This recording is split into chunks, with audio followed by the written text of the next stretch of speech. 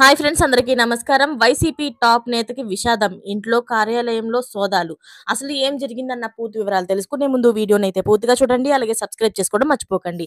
మద్యం కేసు నుంచి బెయిల్ పైన విడుదలైన వైఎస్ఆర్ కాంగ్రెస్ పార్టీ సీనియర్ నాయకుడు, లోక్సభ సభ్యుడు పెద్దిరెడ్డి మిథున్ రెడ్డి మరో భారీ షాక్ అయితే తగిలింది ఆయనకు. అయితే ఆయనకు చెందిన నివాసాలు, కార్యాలయాల్లోని ప్రత్యేక దర్యాప్తు బృందం అయితే అధికారులు సోదాలు చేపట్టారు.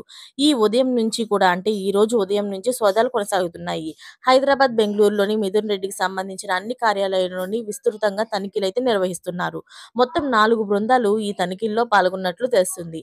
మిథున్ రెడ్డి కుటుంబ సభ్యులతో పాటుగా ఆయా కార్యాలయంలో పనిచేసే ఉద్యోగులు, ఇతర సిబ్బందిని కూడా అధికారులు ప్రశ్నిస్తున్నట్లు సమాచారం. ఈ సందర్భంగా కొన్ని క్రీడా డాక్యుమెంట్లను స్వాధీనం చేసుకున్నట్లు చెబుతున్నారు. గానీ దీన్ని ఎవరు కూడా అధికారికంగా ధృవీకరించట్లేదు. లిక్కర్ కేసు దర్యాప్తులో భాగంగానే ఈ సోదాలు నిర్వహించినట్లు సమాచారం.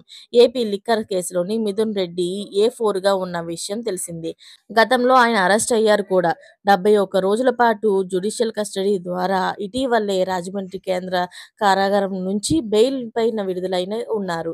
అయితే పార్టీ కార్యకలాపాల్లోని క్రియాశీలగా పాల్గొంటూ ఉంటారు.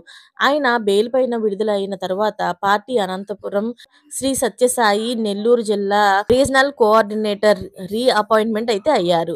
దీంతో ఆయా జిల్లాల నాయకులతోని తిరుపతిలోని తన నివాసంలో తరచూ సమావేశాలను నిర్వహిస్తూ వస్తున్నారు.